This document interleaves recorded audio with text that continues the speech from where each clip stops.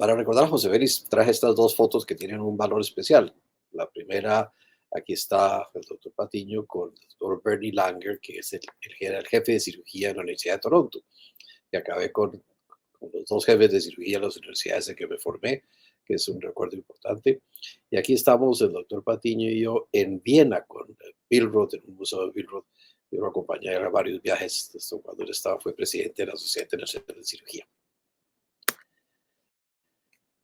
Enfoqué mi presentación con el tema de la toma de decisiones en cáncer de seno. ¿Cuál es el papel del cirujano? Porque en el fondo, hoy en día, el cirujano toma decisiones en el cáncer, en el manejo del cáncer de seno todo el tiempo. Ya no es tan fácil como hacer simplemente el diagnóstico, cirugía y después terapia sistémica y radiación. La toma de decisiones se ha vuelto muchísimo más compleja. Por ejemplo, en el, inclusive en el momento inicial de valorar al paciente, cuando decidimos hacer una valoración genética. Hoy en día en el Princess Margaret hacemos valoración genética a todo paciente con cáncer de seno.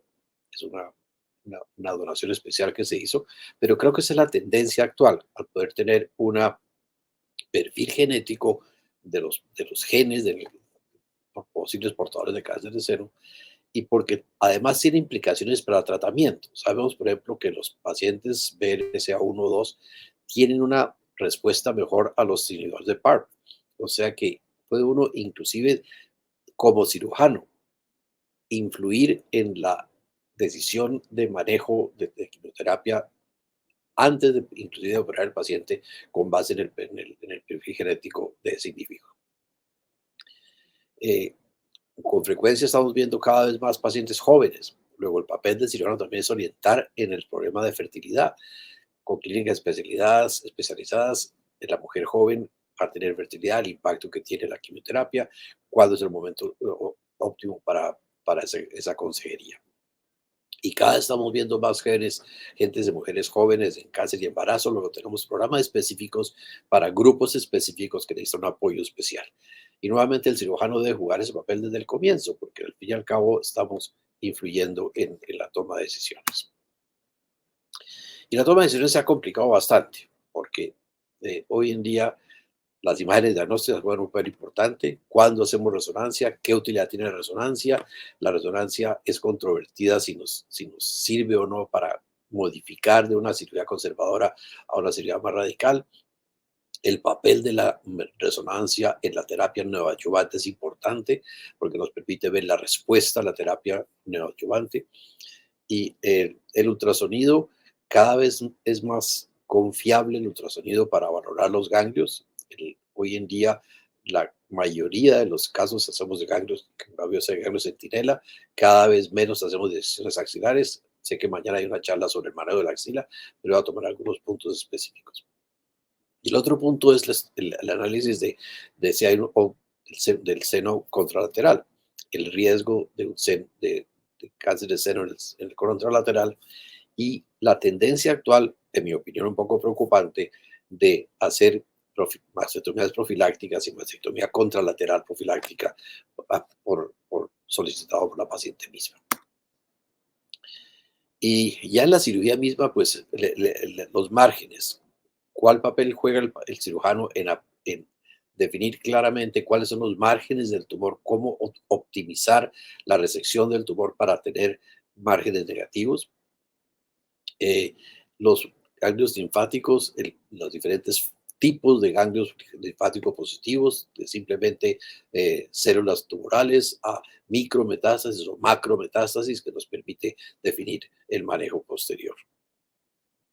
Inclusive el cirujano también tiene que ver en la orientación del punto de vista del médico, de la oncología médica de quimioterapia, porque en nuestro grupo podemos utilizar diferentes herramientas que tenemos como el Predict UK, que nos permite ver cuál es el resultado del tratamiento en específicos, el, el, eh, la utilización de perfiles genéticos como el Oncotype o el MammoPrint hoy en día se vuelven casi rutinarios para la toma de decisiones del beneficio de la terapia, de la quimioterapia. Y nuevamente el cirujano que tiene juega un papel importante en solicitar ese examen oportunamente para poder proceder con el tratamiento. Y la radioterapia. En nuestro grupo se puso la experiencia con la radioterapia intraoperatoria, o sea, radioterapia parcial en el momento de la cirugía misma. Nuevamente, el papel de cirujano que tiene en esta radioterapia y el tipo de radioterapia, si bien obviamente el radioterapeuta es quien lo decide, pero nuevamente la planeación previa a la toma de decisiones sigue siendo un papel importante del cirujano. Pero esto tal vez lo que ha revolucionado principalmente el manejo del cáncer de seno hoy en día, y es los diferentes subtipos. Hoy en día no concibe uno, no opera un paciente sin tener toda la información sobre los marcadores tumorales, los receptores tumorales y el HER2, porque definitivamente de esto depende no solamente el pronóstico, sino depende además la respuesta a la quimioterapia o la respuesta a la hormonoterapia, y nos permite tomar decisiones que tomaremos un poco más adelante en los pacientes con HER2 positivos, como la respuesta a la quimioterapia es pues muy buena, y por ende la terapia neoadyuvante juega un papel importante aquí. Igualmente en los triple negativos, nuevamente eso sabemos que si bien su pronóstico es menos bueno, la respuesta a la terapia neoadyuvante es excelente, y la respuesta a esa terapia neoadyuvante, lo que se llama la respuesta patológica completa, hace que el futuro, que el pronóstico sea muchísimo mejor. Entonces, indudablemente el cirujano hoy en día, con base en los marcadores tumorales, puede definir si el paciente necesita una terapia neoadyuvante, específicamente el triple negativo y el HER2 positivo. Y como ya decía, porque la expectativa de respuesta patológica completa en este grupo específico de pacientes puede ser hasta 30 o 40%, y definitivamente mejora el pronóstico. La resonancia juega un papel importante aquí, porque aquí está la resonancia de un paciente con un carcinoma localmente avanzado, obviamente, un tumor de más de 10 centímetros, que es HER2 positivo. Este paciente es el caso específico para buena respuesta con neoadyuvancia. Y aquí está la respuesta de la mamografía. En nuestra práctica hacemos una mamografía, una resonancia inicial y una resonancia después de 3 meses de tratamiento para ver la respuesta, y con base en esa respuesta tomar las decisiones de qué tipo de cirugía. Y esta es la expectativa, que en este tipo de pacientes tener esa respuesta. Eh, Parte de la respuesta de patología al final es el, el- qué tanto residuo tumoral quedó. Y el MD Anderson ha desarrollado esta herramienta, que es el cálculo del tumor residual, que nos permite entonces ver si hay una respuesta patológica completa o no, y por lo tanto cuál va a ser el pronóstico. Y aquí simplemente algunos de los puntos sobresalientes de la terapia neoadyuvante. Indudablemente nos permite disminuir el tamaño del tumor, pasar de inoperable a operable, de mastectomía a cirugía conservadora, mejorando la estética. Ha cambiado radicalmente la necesidad de disecciones axilares completas, reduciendo la morbilidad de las disecciones axilares, y nos da tiempo adicional para tomar decisiones con base en las pruebas genéticas.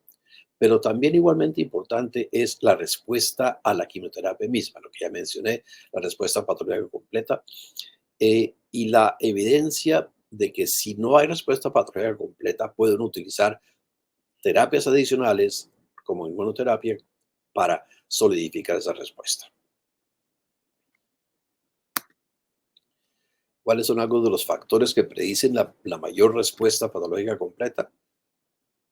Tamaño del tumor, alto grado, ductal versus lobular, y el triple negativo o el HER2 positivo.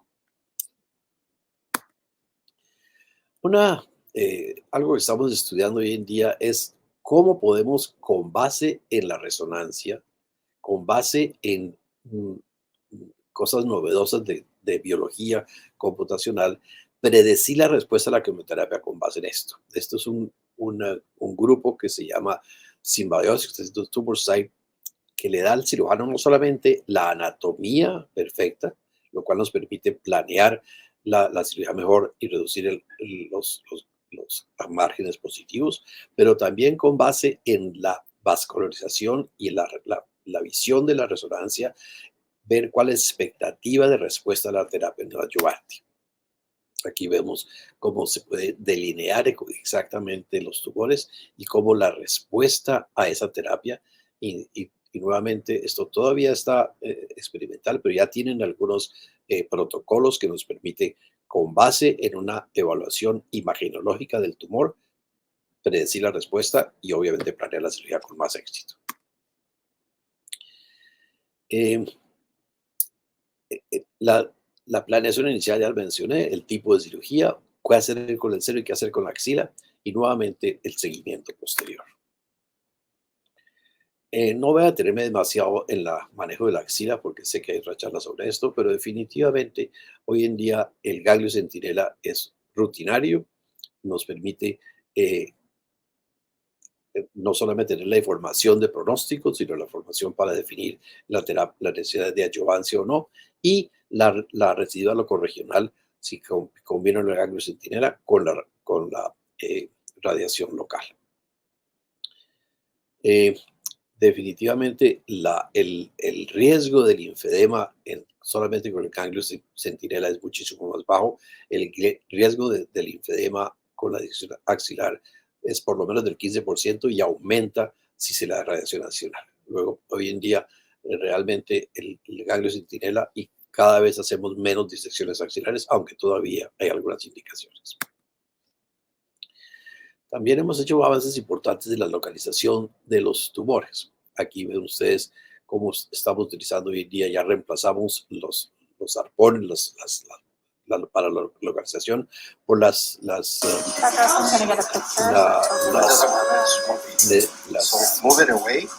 semillas magnéticas. Nos permiten encontrar el sitio del tumor. Aquí ustedes ven en la radiografía la semilla magnética en el tumor y encontramos fácilmente la semilla magnética y con eso hacemos la localización.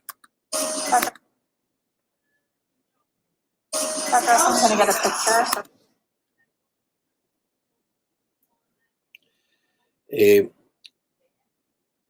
algo más sobre el ganglio centinela y la disección axilar. Hoy en día, con un ultrasonido adecuado, podemos hacer una biopsia con aguja fina que nos permite ver si si el ganglio linfático es positivo o no, y nos permite la localización de este ganglio positivo. Es un poquito controversial si debemos o no tomar biopsias con aguja fina en todos los ganglios linfáticos axilares o simplemente si confiamos en el ganglio centinela.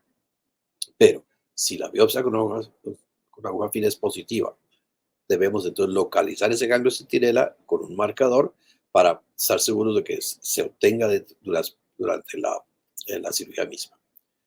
En la neoadyuvancia, indudablemente, ya hoy en día tenemos suficiente información para confirmar que el ganglio centinela sí se puede usar en la neoadyuvancia y que definitivamente se reduce la necesidad de hacer disecciones axilares completas. Y en el ganglio centinela positivo, ya lo mencioné antes, localizar ese ganglio para asegurarnos que que sea completo. Una anotación importante es que la recomendación en caso de ganglio centinela en la neoadyuvancia es que debe el cirujano obtener por lo menos 3 ganglios centinelas para estar seguro de que tiene suficiente muestra para tomar decisiones. Y también que se debe usar idealmente el contraste doble, el tecnecio más el azul para tener más confiabilidad. Aquí hay simplemente 3 trabajos que comprueban que la ganglio centinela neoadyuvancia. Este es un trabajo que hizo un grupo aquí entre Toronto y Montreal. Este era el ASCO 1071 del grupo de Alliance y este Sentina Trial, que todos confirmaron que el ganglio centinela en neoadyuvancia es confiable y que no es necesario hacer la disección axilar completa en todos los casos. Algo que estamos estudiando y que hemos venido desarrollando es cuando hay que hacer disección axilar, pensar en hacer la microcirugía para reconstrucción de linfáticos. En conjunto con los cirujanos plásticos ya hemos iniciado un programa de identificar los linfáticos durante la cirugía de disección axilar y con microcirugía anastomosar esos linfáticos, bien sea al sistema venoso, para reducir el riesgo del linfedema, y creo que es algo que en los casos seleccionados en que aún es necesario hacer disección axilar, se justifica pensar en esta nueva técnica quirúrgica. Ya mencioné que los predictores de respuesta que hoy en día utilizamos como el Oncotype o el Mammoprint es una parte fundamental del papel del cirujano en la decisión conjuntamente con el oncólogo médico y el radioterapeuta. La cirugía conservadora y la reconstrucción. La oncoplastia, que es un tema que daría para una conferencia total, cada vez tiene más importancia y nos permite hacer una cirugía oncológica adecuada con un resultado cosmético adecuado. Y simplemente voy a mostrarles algo aquí. Este es hemos desarrollado este tipo de videos con lo que se llama el Toronto Virtual Atlas, que es un atlas que tenemos, que hemos desarrollado para tener aplicaciones en el teléfono mismo del cirujano que le permita simplemente revisar cuál es la técnica de oncoplastia adecuada para cada caso y darle los elementos para que tenga, como le digo, en la sala de cirugía misma, elementos para que logre esto. Si ustedes van a la página web del TVA, Toronto Virtual Atlas, más tarde les pongo la referencia. Estamos desarrollando eso nuevamente con la idea de formar a cualquier cirujano que tenga suficiente criterio para desarrollar una técnica oncoplástica adecuada y darle las herramientas.